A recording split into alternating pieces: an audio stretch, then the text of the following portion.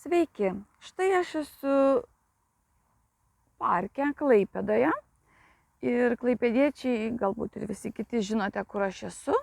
Ir čia labai daug visokiausių paminklų, monumentų ir statulėlių. Ir man kilo mintis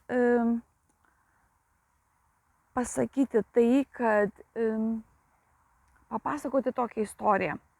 Žodžiu, vienas man labai svarbus žmogus mano gyvenime paskambino ir mes kalbėjom, aš klausiu, kuo tu užsiimi, sako, mes tokį projektą darome dėl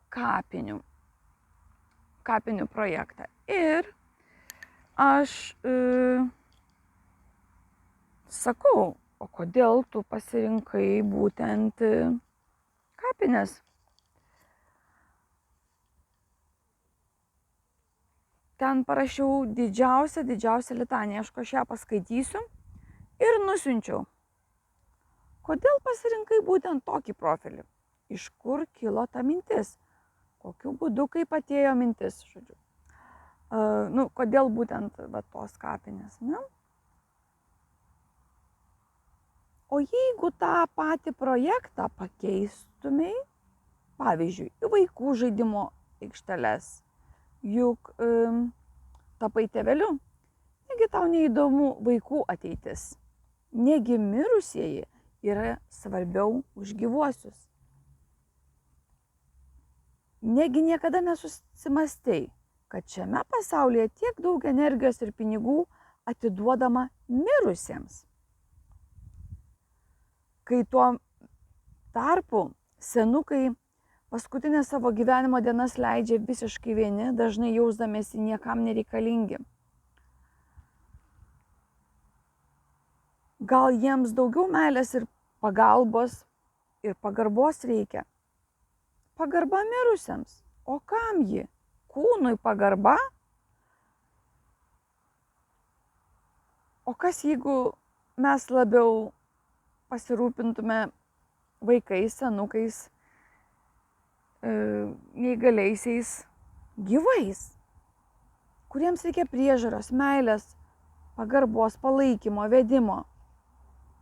Ar pasaulis tikrai bus gražesnis, jeigu garbinsime ir toliau mirusiuosius? Su mirusiais lengva. Ką su jais bedarytumai, būtų tyla visada.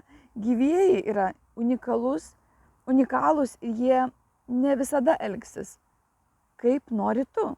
Nei vaikai, nei senoliai, nei tavo giminės, seseris, broliai. Kur mūsų vaikai auga? Dėžutėse, butuose arba telefonuose, nuo kurių jau visokios psichinės ligos vystosi. Tikiuosi, tavasis taip ten neįklimps.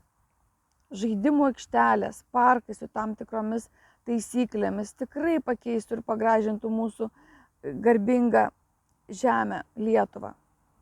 Greit sužinosi, kodėl ji tokia garbinga. Jūsų variantas neblogas, geresnis už esamąjį, bet vis tiek apie išėjusius. Šitas pasaulis priklauso velniui, satanai, liaudiškai tariant. Prieš siųsdama pasimeldžiau ir gavau idėją, pasidalinsiu ir atiduosiu tau nemokamai.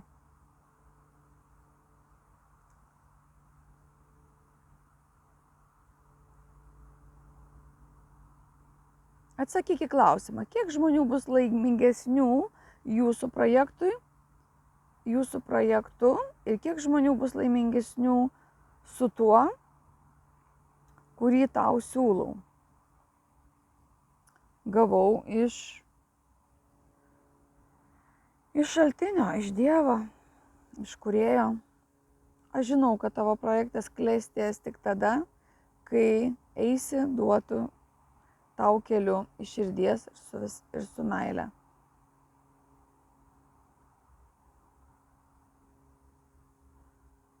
Kreipiuosi į visus laidojimo biurus ir visus Lietuvos ir žmonės, ir visus tikinčiuosius ir netikinčiuosius. Aukščiausiajam visiškai nepatinka, ką jūs čia darote žemėje. Susikūrėte pragarą ne tik savo, bet dar ir kitiems. Ir tikrai jiems nepatinka, kūrėjui Dievui nepatinka, kad būtent tiek daug yra skiriama mirusiems. Nebesikartosiu. Kadangi greičiausia tai bus, kad žlugs visi laidojimo biurai, nes bus greičiausia krematoriumas ir viskas. Aišku, užtruks laiko. Dabar reikės gyvus gelbėti.